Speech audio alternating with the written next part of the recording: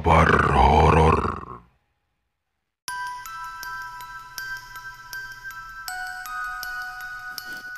Selamat malam Sobat Kahor yang berbahagia. Malam yang sunyi ini, Bang Fawa akan menceritakan kisah yang menyeramkan. Tidak tahu enaknya dikasih judul apa. Tapi kalau Sobat punya judul yang pas untuk cerita ini, silakan tonton, saksikan cerita ini sampai selesai dan kirim judul cerita yang menyeramkan ini di kolom komentar. Oke, langsung saja. Mari kita ikuti kisahnya.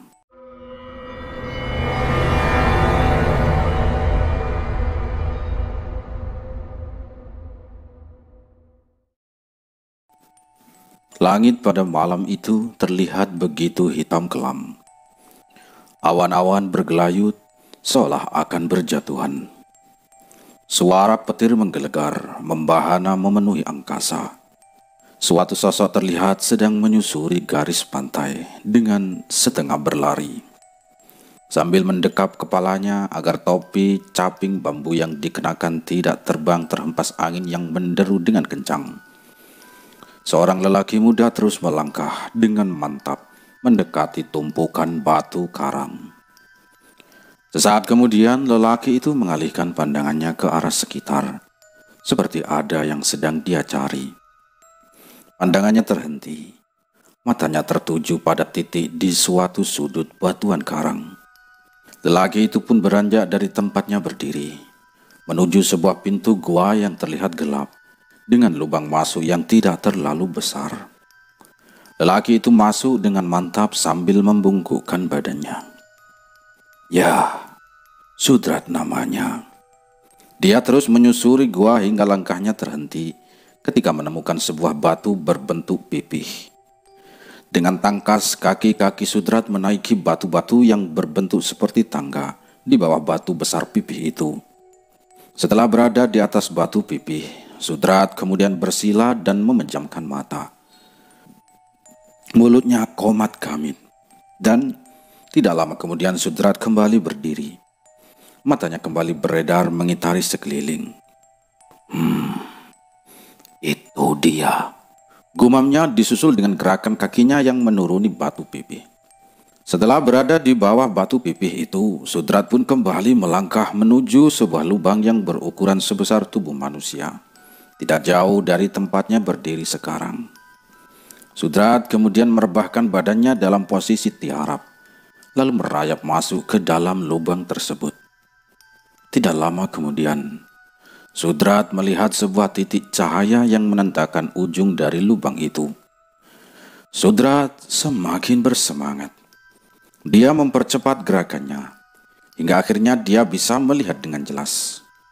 Sebuah tempat yang luas, dengan banyak dupa dan sesaji terjajar dengan rapi di hadapannya. Sudrat berdiri dengan takjub, matanya liar mengedar ke sekeliling. Terlihat sebuah batu hitam dengan ukuran yang besar, dengan persegi 4 layaknya sebuah altar. "Kamu duduk saja di depan altar itu," ujar sebuah suara yang terdengar tiba-tiba mengagetkan Sudrat. Sudrat segera menoleh ke arah asal suara, dan terlihat seorang laki-laki tua yang kemungkinan adalah seorang juru kunci di gua raja ini. "Kamu duduk dan semedi di sini, hingga nanti Nyimas akan datang sendiri untuk menemuimu. Itu tandanya dia berkenan dan menerimamu. Kamu juga harus ingat, jangan sampai lari selama prosesnya, atau kamu tidak akan bisa keluar hidup-hidup dari sini," jelas juru kunci itu dengan tatapan yang tajam. "Kamu lihat itu adalah bukti dari orang-orang yang tidak mempunyai tekad yang kuat dan tetap nekat untuk datang ke sini menemui Nyimas," lanjut juru kunci sambil menunjuk ke arah gundukan tulang belulang dan tengkorak kepala manusia.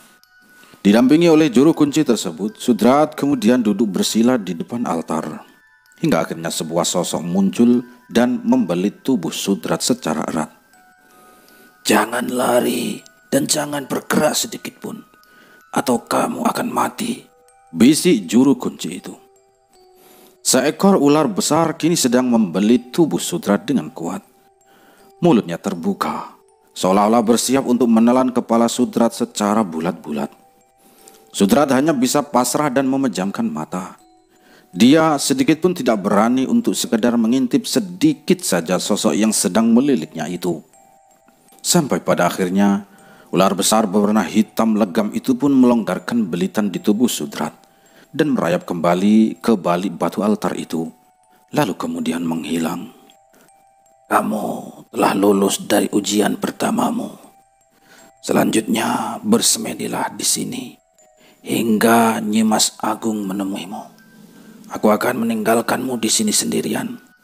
Bertahanlah, ucap juru kunci itu. Ya, iya Mbah, jawab Sudrat sambil menganggukkan kepala setengah badannya. Tak terasa sudah 7 hari 7 malam Sudrat bertapa di dalam gua Raja Naga itu. Dan tepat pada hari ke-9, sebuah sosok yang menyerupai seorang putri yang begitu cantik muncul di hadapan Sudrat. Aku penuhi semua keinginanmu. Tapi kamu harus ingat dengan semua perjanjian kita, ucap sosok yang diberi nama Nyi Mas itu. Iya Nyi Mas, akan saya penuhi semua janji-janji saya, jawab Sudrat sambil merapatkan kedua telapak tangannya. Sudrat pun beranjak dari dalam gua. Dan ketika sudah berada di luar gua, Sudrat langsung berteriak, Aku kaya! Aku kaya! Tidak ada lagi yang akan menghina diriku. Hahaha. Awas kalian semua. Terimalah semua pembalasanku karena perlakuan kalian selama ini kepadaku, teriak Sudrat dengan begitu puasnya. Di sebuah dusun di sekitaran Pulau Jawa, kini Sudrat terkenal akan kekayaannya. Hamparan ladang dan sawahnya terhampar berhektar-hektar banyaknya. Tidak lupa juga dengan usaha penggilingan beras yang terus membesar, membuat pundi-pundi penghasilannya terus menggunung. Keempat anak Sudrat kini hidup dalam gelimang harta, hingga mereka ini berumah tangga. Seiring berjalannya waktu, Sudrat kini telah menjadi seorang kakek dari keempat anaknya. Tapi sayang, hanya tinggal Murti saja yang masih hidup. Sedangkan ketiga anak Sudrat yang lain beserta juga cucu-cucunya meninggal secara tidak wajar. Murti sendiri menjadi anak satu-satunya yang dimiliki oleh Sudrat ketika Sudrat sudah tua renta. Dan dari anaknya Murti ini, Sudrat sudah dikaruniai 16 cucu. Tapi yang aneh adalah setiap anak yang terlahir dari rahim Murti akan meninggal dalam hitungan genap. Semua anak Murti yang meninggal pun dalam keadaan tidak wajar. Begitu juga dengan suami Murti. Meninggal setelah Murti melahirkan anaknya yang paling kecil. Semua cerita ini didengar dari salah seorang teman yang merupakan cucu dari Sudrat, yang merupakan anaknya Murti yang ketiga. Begitulah kisahnya kurang lebih Mas Wi. Kisah yang terjadi dengan keluargaku saat ini.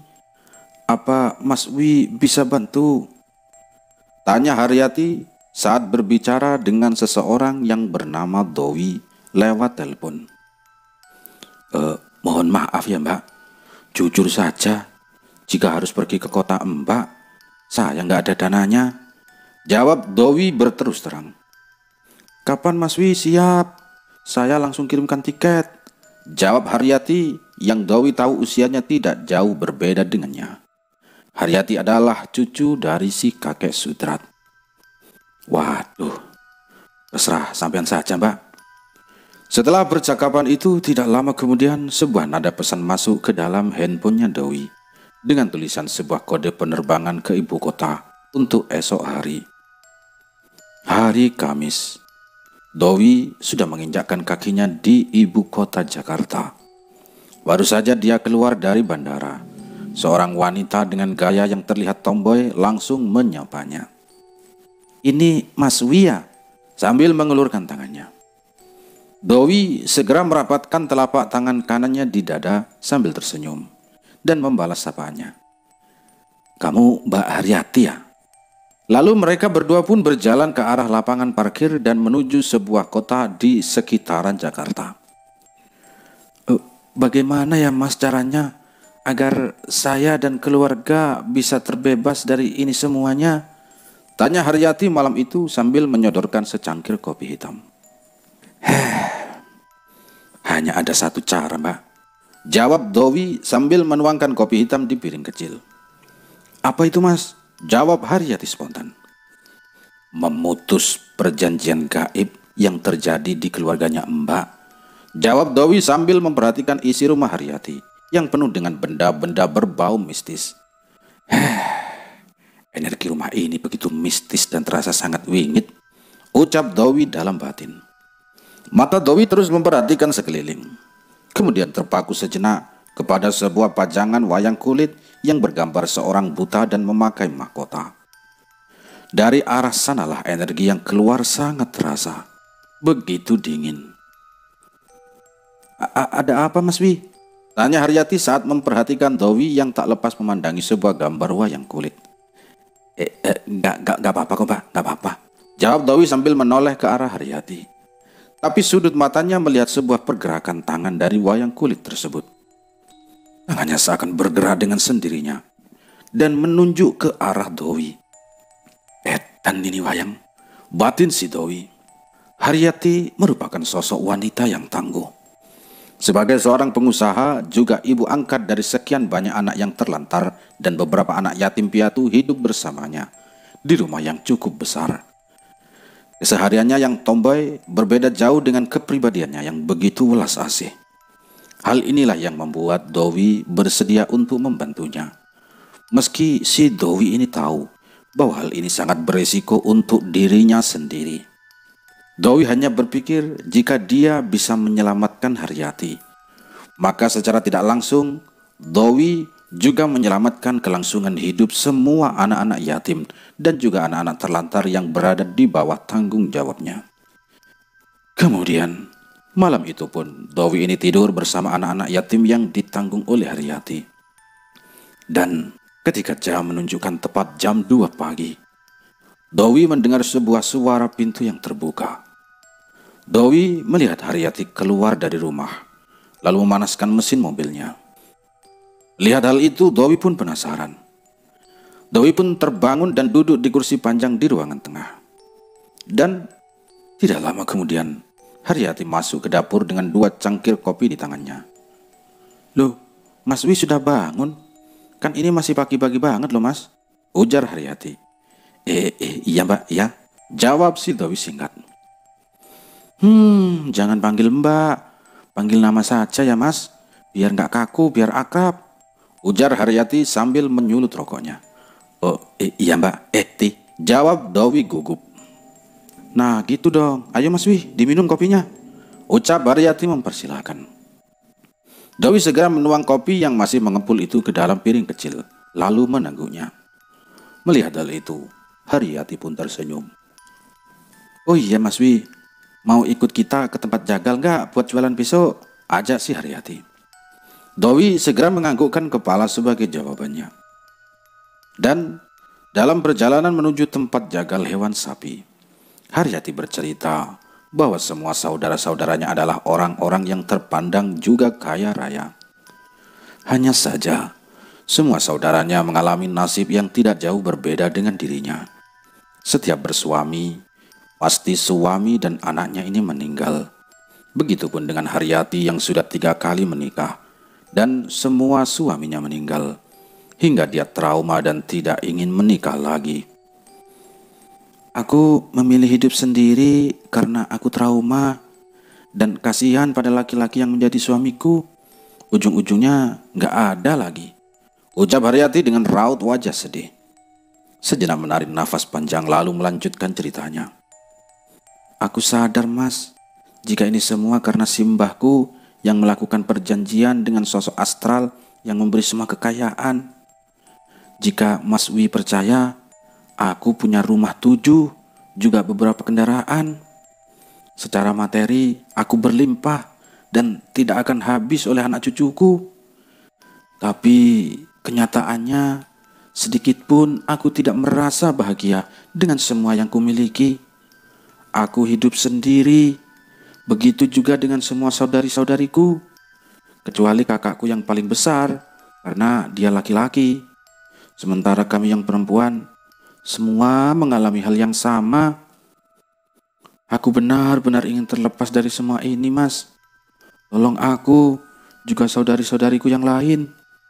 Kami semua ingin hidup normal dan bahagia, ingin punya suami dan anak-anak layaknya wanita normal. Jelas Haryati sambil menangis dan menepikan mobilnya. Dowi membiarkan Haryati menangis untuk menumpahkan apa yang dirasakan di dalam hatinya. Biar saja saya yang bawa mobilnya, pinta Dowi kepada Haryati. Sambil menyetir mobil, Dowi kembali mendengarkan semua cerita Haryati. Menurut Haryati, dari semua saudaranya yang berjumlah 16, ini hanya tinggal 6 orang. Dari puluhan tahun silam, entah sudah berapa banyak nyawa yang dijadikan tumbal oleh Mbah Sudirat, kakeknya Haryati. Dan semua nyawa yang menjadi tumbal tidak lain adalah anak, menantu, dan cucunya sendiri. Mbah Sudirat sendiri kini masih hidup dan berusia 100 tahun lebih. Terkadang Haryati sendiri merasakan hasrat yang begitu menggebu untuk kembali bersuami. Begitu juga dengan keempat adik perempuannya. Tetapi rasa trauma, juga rasa kasihan pada laki-laki yang membuat 5 bersaudara itu menahan diri untuk tidak bersuami lagi. Bagaimana caranya untuk memutuskan ini semua agar kami tidak menjadi korban? Karena aku yakin suatu saat aku juga akan diambil oleh mereka, tanya Haryati.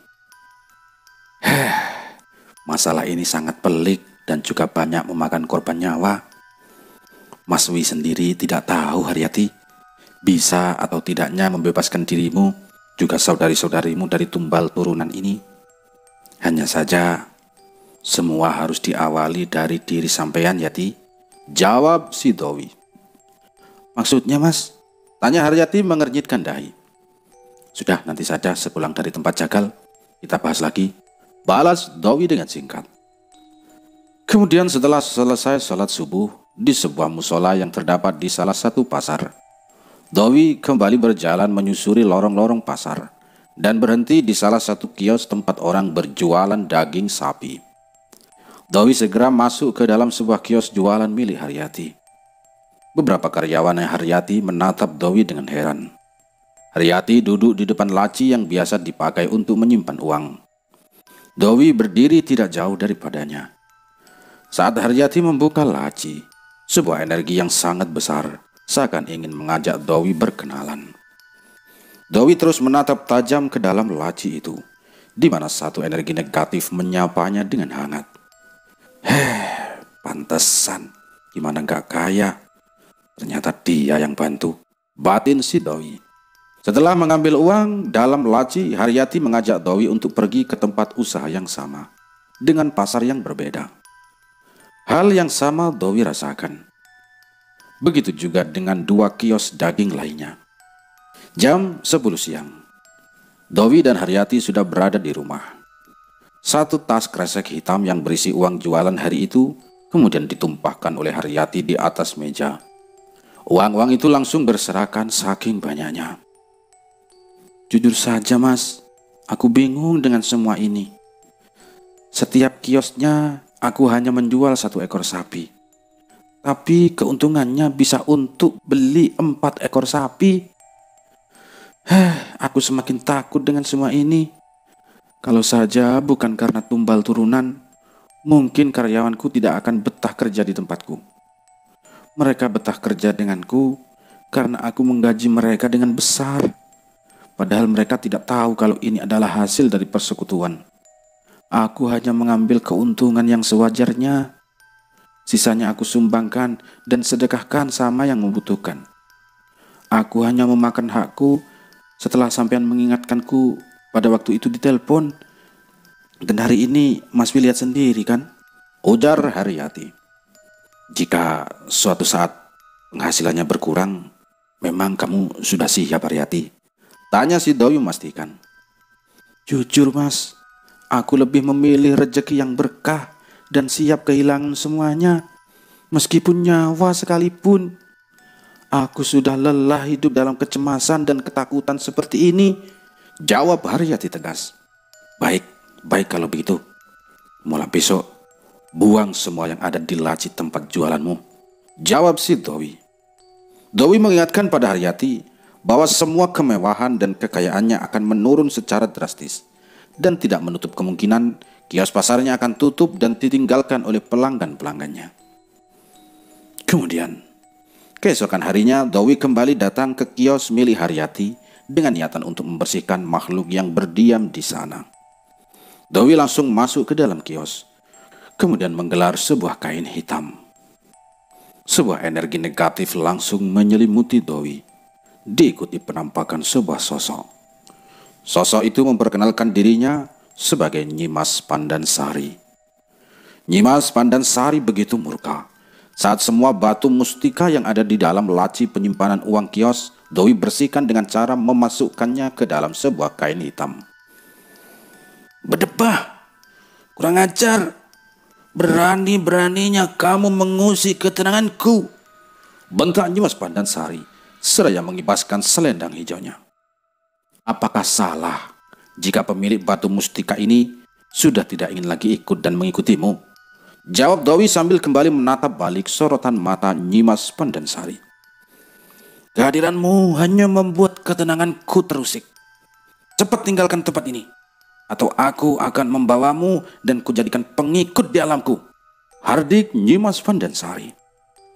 Hiduplah kamu di alammu dan biarkan hidup manusia di alam manusia, jawab Dowi dengan nada yang datar. Jangan kamu ajari aku ya. Aku memang diturunkan ke dunia untuk menyesatkan umat manusia. Bahkan Tuhanmu telah mempersiapkan aku untuk menyesatkan dan mencari pengikut sebanyak-banyaknya yang kelak akan menjadi temanku di neraka.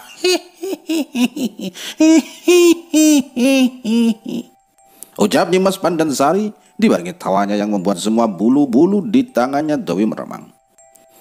Memang itu tugasmu untuk menyesatkan manusia. Tapi ini juga menjadi tugasku untuk menyadarkan manusia dari jalan sesat karena ulahmu, balas Dowi dengan tetap tenang dan terus menyebut asmanya Allah di dalam hati. Kamu urus saja dirimu, jangan pernah mengurusi kehidupan orang lain, atau kamu akan berurusan dengan Nyimas Agung, penghuni Gua Raja Naga.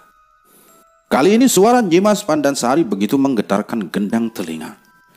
Jelas ini menjadi sinyal datangnya sebuah kekuatan yang dikirimkan lewat suara. Kedua telinganya Dowi berdengung dengan kencang, disertai rasa sakit yang teramat sangat. Seakan telinga Dowi ditusuk-tusuk oleh sebuah benda tajam. Sebuah getaran hebat pun begitu terasa di lantai ruko Haryati yang dijadikan sebagai tempat usaha. Cepat, kembalikan semua ke tempat biasa aku berada, atau kamu akan aku bawa sebagai penebus semua kelancanganmu. Untuk kesekian kalinya gelegar suara Nyimas Pandansari seakan memecahkan kedua gendang telinga si Dowi. Dan kemudian Dowi merasakan sebuah cairan hangat yang keluar dari lubang kedua telinganya. Dengan cepat jari jemari tangannya mengusapnya. Darah, gumam si Dowi. Melihat kedua telinganya mengeluarkan darah, Nyimas Pandansari pun tertawa terkekeh-kekeh seraya berucap,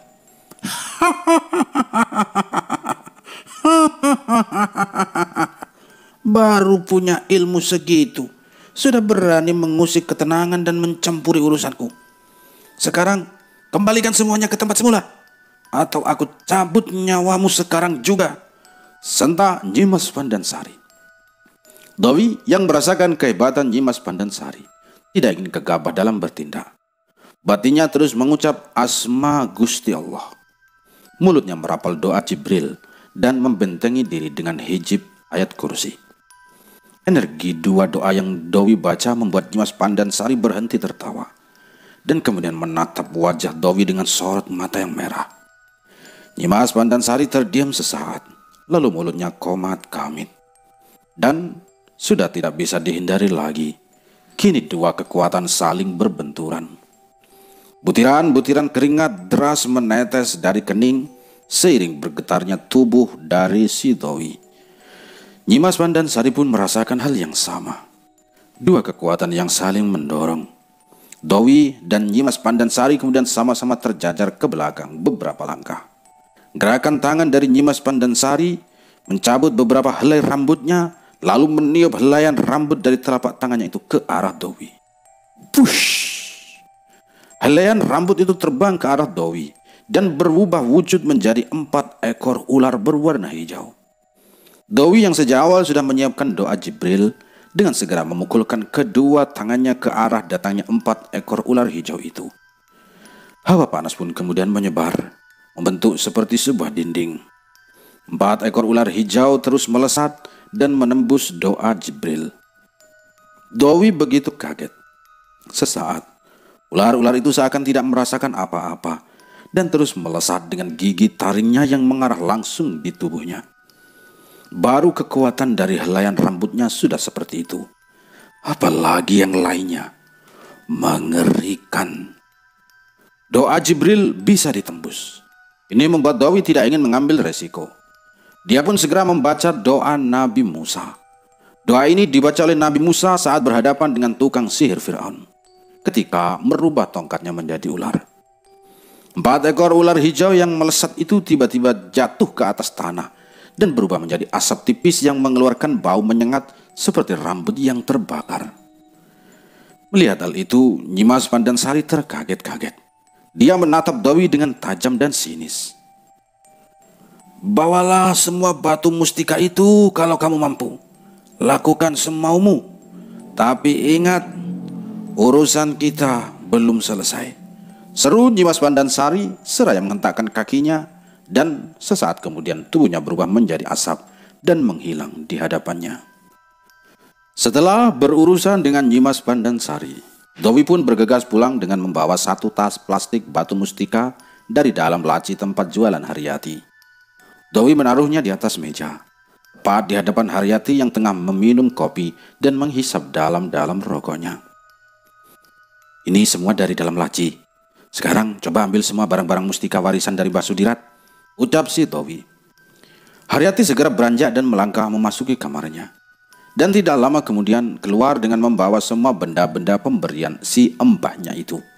Di saat tangannya Dowi akan membawa semua benda-benda itu, ada sebuah kekuatan yang tak kasat mata yang menahannya, yang menjadikan benda-benda itu tidak terangkat oleh tangannya Dowi. Beberapa kali Dowi beristighfar, tetap saja benda-benda di dalam kantong plastik itu tak mampu Dowi jinjing atau angkat. Ya Allah, gumam Dowi dalam hati. Melihat hal seperti itu, Haryati pun kemudian mencoba untuk menenteng kantong plastik itu. Dan anehnya, dengan enteng Haryati menjinjingnya. Dowi segera meminta Haryati untuk memasukkan kantong plastik itu ke dalam mobilnya. Kali Ciliwung, Kota Bogor, menjadi tempat di mana Haryati melarung semua benda-benda pemberian Basudirat, beserta mustika yang Dowi bawa dari kiosnya. Dengan menyebut asma Allah, benda-benda mistis itu pun dapat dilarung dengan lancar, tanpa ada halangan.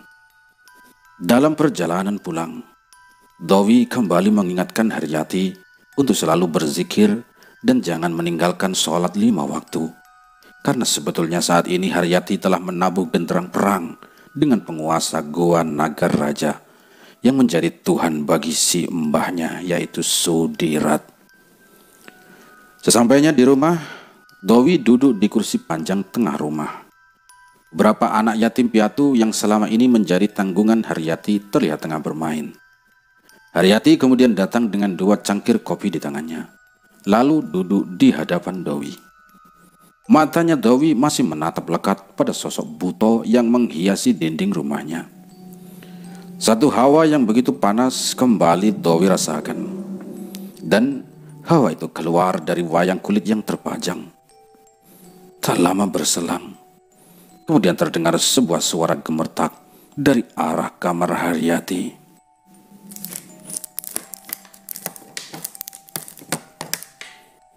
Apa itu, Ti? Tanya Dowi penasaran. Ayo mas kita lihat. ajak Haryati sambil berdiri dan melangkah ke arah kamarnya. "Oh, Lisa, sini ayo ikut Om," ajak Dowi pada Lisa, salah seorang anak yatim yang diurus oleh Haryati. Dowi segera meraih pergelangan tangan Lisa dan berjalan bersama masuk ke dalam kamar Haryati. Di dalam kamar terlihat dua bilah keris yang terpajang dengan ukuran yang berbeda. Yang satunya terlihat lebih panjang dari ukuran biasanya. Dua bilah keris yang terpajang di dinding itu seakan ingin keluar dari sarungnya. Dan hal itulah yang menjadi sumber suara gemeretak tadi.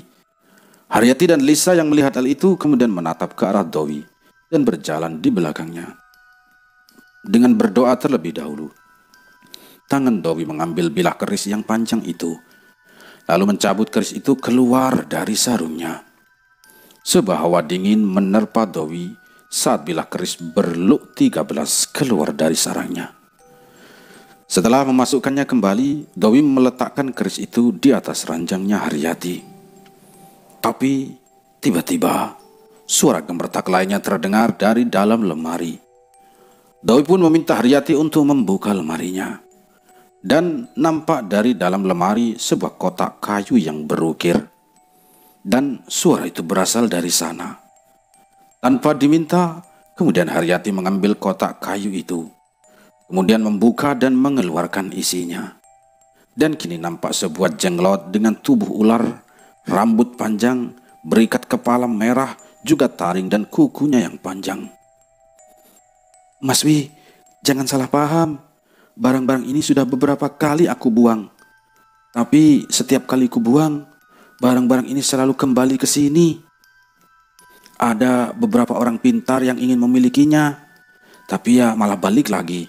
Sampai orang pintar itu pun sudah tidak sanggup lagi membawanya dari sini," jelas si Haryati. Dowi segera memejamkan mata dan mencoba untuk berkomunikasi dengan makhluk penunggu keris juga jenglot itu.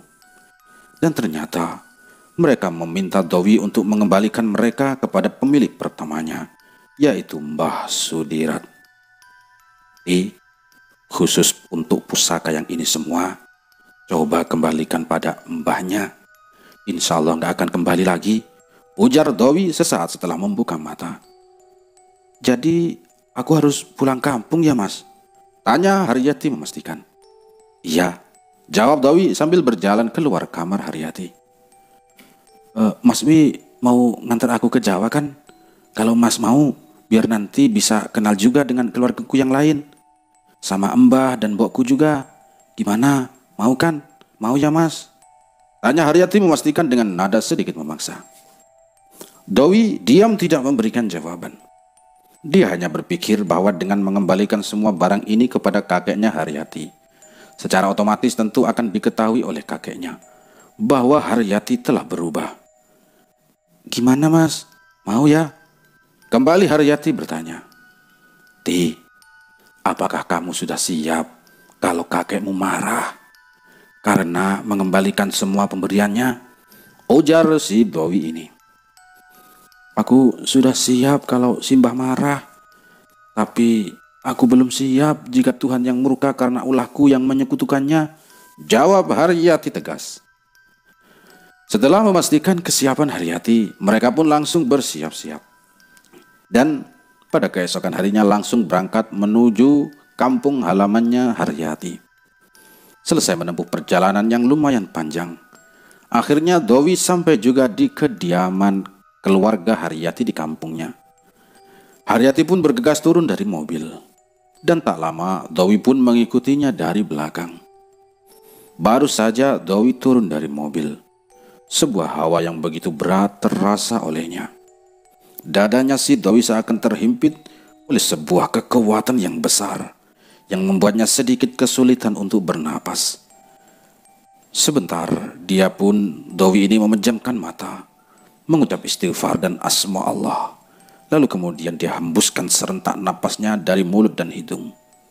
Dan setelah itu, dadanya Dowi kembali menjadi ringan, dan dia pun berjalan menyusul Haryati di belakangnya. Kini, Dowi dan Haryati duduk di hadapan seorang kakek yang berusia sekitar 1 abad lebih, dengan pakaian yang serba hitam. Kakek Sudirat memandangi wajah Dowi dan juga wajah Haryati dengan sorot mata dalam-dalam dan kening yang berterut. "Ini ada apa, Tondo? Tiba-tiba kamu datang dan mengembalikan semua peganganmu sama Simba. Dan siapa laki-laki ini? Ada apa dengan kalian?" tanya Mbah Sudirat heran. "Mbah, aku pengen hidup normal seperti orang lain. Punya suami, punya anak, juga punya keluarga. Dan laki-laki ini supirku, Mbah," jawab Haryati. "Lah, kalau dia supirmu, kenapa diajak masuk? Ini obrolan penting. Suruh keluar," ujar Mbah Sudirat. Dowi yang sedikit mengerti bahasa daerah hanya mesam-mesem sambil memalingkan muka ke arah Haryati. Haryati lalu mengedipkan matanya.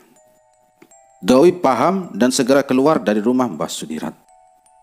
Tak berapa lama kemudian, Haryati pun keluar sambil berpamitan dan meninggalkan rumah kakeknya itu.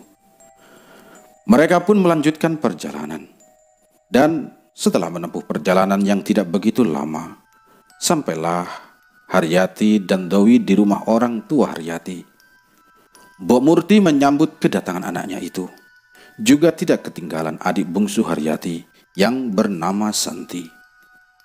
Setelah selesai sholat Isya, Dowi pun duduk di ruang tamu bersama kakek tertua Haryati, juga adik bungsunya. Yatno, nama kakek tertua Haryati, bercerita panjang lebar tentang keadaan keluarganya, termasuk tumbal turunan yang menimpa adik-adiknya. Setelah selesai sholat Isya, Dowi pun duduk di ruang tamu bersama kakak tertua Haryati, juga adik bungsunya. Yatno, itulah nama kakak tertua Haryati. Yatno bercerita panjang lebar tentang keadaan keluarganya, termasuk tumbal turunan yang menimpa adik-adiknya. Tanpa ada yang terlewat, semua diceritakan oleh Yatno. Dowi yang sudah mendengarkan semuanya dari Haryati hanya menjadi pendengar setia dan sesekali mengangguk-anggukkan kepala. Hingga tak terasa malam semakin larut. Yatno akhirnya berpamitan untuk pulang. Dan setelah kepulangan Yatno, Dowi pun menuju kamar belakang. Dia lirik pergelangan tangannya. Sudah lewat tengah malam, gumam Dowi sambil bangun dari ranjang dan beranjak ke kamar mandi. Setelah bersuci, Dowi pun menengadah ke langit. Bulan terlihat begitu terang. Bintang-bintang berkedip. Suara binatang malam seakan berlomba memecah keheningan. Lalu, tiba-tiba, dari arah timur, satu cahaya melesat dan meliuk-liuk tepat di atasnya Dowi. Mata Dowi tak berkedip melihat ke atas. Sosok itu seperti seekor ular yang terbungkus oleh api yang terus-menerus berputar di atas rumah Haryati. Dowi yang baru pertama mengalami dan melihat hal itu seakan-akan tidak percaya. Bagaimana tidak? Tepat di atas kepalanya, sosok ular terbungkus api meliuk-liuk dan berbolak-balik. Untuk beberapa saat, Dowi terkesima dengan yang terjadi. Dia pun kemudian cepat-cepat mengucapkan asma Allah di dalam hatinya. Setelah itu dia merasa tenang dan dapat mengendalikan diri. "Hei, turun kamu, kalau memang mencariku," seru si Dowi. Ular yang diselubungi api itu terus meliuk-liuk mengitari langit di atas kepalanya. Dan push! Ular itu masuk ke dalam rumah Haryati. Setengah berlari, Dowi segera masuk ke dalam kamarnya. Lalu duduk bersila dan memejamkan mata, menyatukan hati juga pikiran. "Ular, ular, ono ular, ono ular!" Santi berteriak-teriak sambil menunjuk ke sudut kamarnya. Seisi rumah pun terbangun kaget. Suasana hening menjadi gempar. Mbok Surti tergopoh-gopoh sambil membuka pintu kamar anak bungsunya. Langsung memeluk tubuh anaknya itu. "Tenang, Dok, tenang. Ngucap, Dok, ngucap," ujar Mbok Surti sambil menenangkan anak bungsunya. Suara ketukan di pintu kamarnya Dowi terdengar berulang-ulang, seiring suara Haryati. "Mas, tolong mas, mas, mas." Suara Haryati yang dalam keadaan panik memanggil Dowi. Dowi pun segera membuka mata dan secepatnya membuka pintu kamar. Anu mas, Anu, ucap Haryati panik. Dewi tidak menjawab tapi langsung bergegas menuju kamarnya Santi. Terlihat wajah Santi begitu ketakutan dengan jari telunjuknya yang terus-menerus mengarah ke sudut kamar. Mas, tolong adik saya mas, tolong, ucap Haryati khawatir. Dewi kemudian menghampiri Santi dan mengusap wajahnya setelah sebelumnya membaca beberapa ayat. Santi mulai tenang, tapi tatapan matanya masih tertuju ke arah sudut kamar. Bawa ibu dan adikmu keluar dari kamar ini, pinta si Dewi. Iya mas, jawab Haryati sambil memapah adik bungsunya itu. Dewi segera menutup pintu dan kembali menyatukan hati dan pikiran.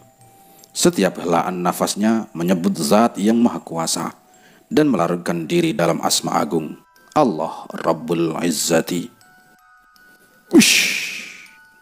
Dewi seakan sudah berada dalam dimensi lain. Dimensi di mana tidak ada matahari, dengan alam yang begitu hening. Tiba-tiba, sesosok perempuan berkebaya hijau merentangkan tangannya. Mau apa kamu menemui aku, ha? Adik wanita itu dengan sorot mata yang bengis. Apa maksudmu datang menemui anak itu? Tegas si Dewi.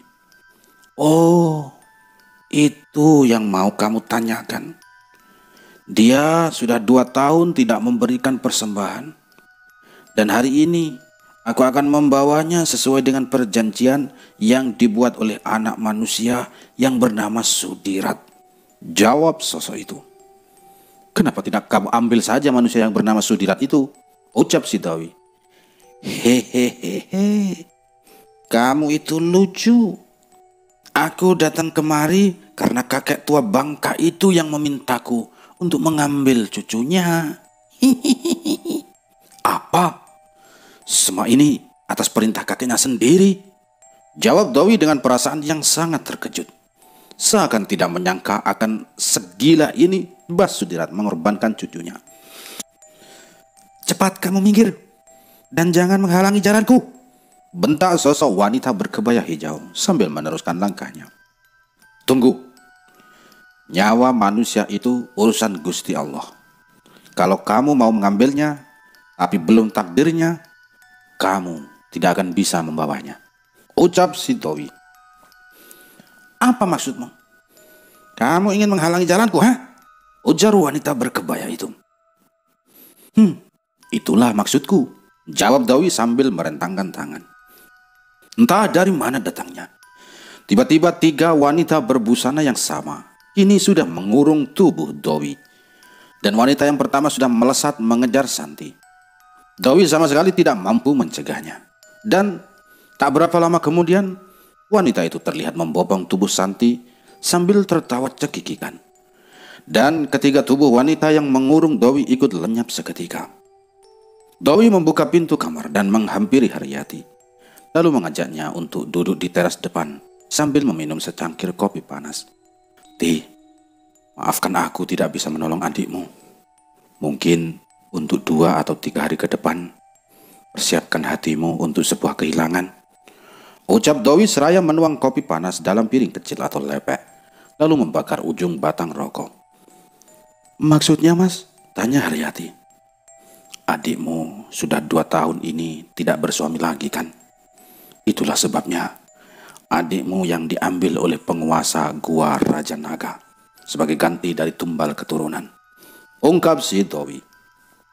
Ya Allah, Santi, maafkan Mbak Yumu, gumam Haryati dengan derayan air mata. Bisa jadi esok atau lusa giliranmu. Tapi ajal manusia di tangan Gusti Allah. Bentengi dirimu. Aku tidak bisa berbuat banyak, apalagi di sini yang memang menjadi kawasan kerajaan siluman ular. Kekuatan mereka betul-betul tidak bisa dianggap remeh, ujar Dewi sambil menepuk bahu Haryati. Pada keesokan harinya, tubuh Santi panas tinggi. Semua badannya panas, kecuali ujung kakinya yang terasa sangat dingin. Saat Dewi menyentuhnya, Dewi merasakan bahwa sukma Santi telah dibawa pergi. Dan tepat pada sore harinya, Santi pergi untuk selamanya dari alam manusia. Mbok Murti menangis histeris. Haryati terlihat bisa mengendalikan diri. Setidaknya dia sudah tahu apa yang akan terjadi pada adik bungsunya itu. Dewi memandang jasad Santi yang terbujur kaku di tengah rumah. Baginya itu bukanlah jasad Santi, tapi hanyalah sebuah batang pohon pisang. Dewi tidak mengatakannya pada Haryati. Dewi hanya diam dan bersikap layaknya orang yang tengah berduka. 3 hari sepeninggal Santi, Mbah Sudirat kemudian datang. Dia menatap ke arah Dewi yang tengah duduk di tanah kosong sebelah rumah dalam-dalam. Mbah Sudirat terlihat mendekat dan kini duduk di kursi tepat di hadapan Dewi. "Jangan sekali-kali mempengaruhi cucuku untuk menghentikan perjanjian keramat. Atau aku tukar nyawa cucuku dengan nyawamu," ucap Mbah Sudirat. Maksudnya apa ya, Mbah?" jawab si Dewi. "Jangan pura-pura bodoh. Kamu pikir aku tidak tahu apa yang kamu lakukan dengan menghadang jalan utusan Raja Naga? Ingat, jangan ikut campur, atau aku akan menjadikan nyawamu sebagai tumbal untuk menggantikan nyawa cucuku Haryati," ancam Mbah Sudirat tegas. Maaf, Mbah, saya ada perlu, saya tinggal dulu," jawab Dewi seraya berdiri dari kursi kayu. "Kurang ajar, orang tua lagi ngomong. Kamu mau pergi begitu saja?" seru Mbah Sudirat sambil menggerakkan telapak tangannya dan seakan memukul Dewi dari jarak jauh. Satu hawa panas kemudian menerpa punggung si Dewi. Dewi yang merasakan serangan itu kemudian berbalik badan dan kembali duduk di hadapan Mbah Sudirat. Sorot matanya terlihat begitu tajam dan bengis. Dewi balik menatapnya sambil membaca hijab kursi dalam hati. Rasa panas di punggungnya Dewi mulai mereda. Sambil duduk, Mbah Sudirat terlihat berkomat kamit dengan tangannya bergetar kencang. Dewi mulai merasakan sesak. Nafasnya tersengal-sengal. Sebuah kejadian yang luar biasa menurut Dewi, karena Dewi disantet oleh orang yang sedang duduk di hadapannya langsung. Sambil duduk, kedua tangan Dewi memegangi ujung meja sambil menarik nafas panjang. Dewi menahannya di dalam perut. Kakinya menghentak menginjak tanah, seraya berseru asma Allah. Dan seketika rasa sesak dan sakit di ulu hatinya Dewi hilang, seiring berjatuhnya paku dan juga jarum dari perut si Dewi. Tubuh Dewi pun kemudian rubuh, terkelungkup di atas meja. Sedangkan Mbah Sudirat sendiri juga terbanting dari kursi yang didudukinya. Tubuhnya kembali bangun dan duduk berhadapan dengan Dewi lagi. Dewi yang masih terkelungkup kemudian segera mengangkat tubuhnya untuk kembali duduk berhadapan lagi dengannya. "Itu hanya salam perkenalan dariku untuk mengujimu. Tapi jangan bangga dulu, masih ada salamku yang lain," ujar Mbah Sudirat seraya memejamkan mata dan kembali berkomat kamit. Dewi hanya menunggu apa yang Mbah Sudirat lakukan. Dengan batinnya yang terus-menerus menyebut asma Allah dan mulutnya yang bersolawat. Sebuah asap berwarna hijau kini terlihat menyelubungi tubuh tua Mbah Sudirat. Perlahan-lahan asap itu menggumpal dan seakan membentuk sebuah wujud. Dan benar saja, asap itu kini berubah menjadi sesosok ular berwarna hijau. Ular itu membelitkan tubuhnya, sementara kepalanya sejajar dengan kepala Mbah Sudirat. Dewi yang melihat itu langsung menarik kursi kayu ke belakang dan membaca mantra pemanggil, disusul dengan menghentakkan kakinya di atas tanah 3 kali. Desisan ular hijau dengan aroma amis darah disambut sebuah auman dari sosok yang Dewi panggil. Sosok tubuh berbulu hitam putih kini tampak duduk di sampingnya Dewi. Lidahnya menjilati wajahnya Dewi seakan rindu dengannya. Dewi pun segera membalas dengan mengelus kepalanya. "Wangsa Direja, aku memanggilmu karena kakek itu ingin berkenalan denganmu," ucap Dewi yang dijawab dengan sebuah auman membahana. "Wah, itu hanya kucing kurap yang mau kau sombongkan padaku, ha?" ujar Mbah Sudirat dengan sombongnya. "Iya, Mbah, aku hanya berteman dengan kucing kurap. Tidak jauh beda dengan Mbah yang berteman dengan cacing tanah," jawab Dewi membalas ajakan Mbah Sudirat. "Bagus kalau begitu. Biarkan kucing kurap mau bermain-main dengan cacing tanahku. Kita lanjutkan permainan kita, ajak Mbah Sudirat. Silahkan, Mbah. Saya mohon maaf bila lancang dengan orang tua ya, ucap Dowi menjawab tantangannya. Tak berselang lama terdengar suara langkah kaki yang mendekati Dowi, dan itu adalah Haryati. Ini, Mbah, kopinya, ujar Haryati sambil menyodorkan 3 cangkir kopi dan duduk melingkari meja. Mbah Sudirat yang memejamkan mata, kemudian membuka matanya. Oh iya nduk, balas Mbah Sudirat. Dowi juga mengangguk tersenyum ke arah Haryati yang tidak tahu apa-apa. Hari ini kamu diselamatkan cucuku, tapi lihat nanti malam ya, ancam Mbah Sudirat yang terdengar oleh batinnya Dowi. Sebelum Dowi menjawab ancamannya, satu auman membahana terdengar sebagai pertanda sebuah jawaban. Wangsa Direja sudah siap bertarung.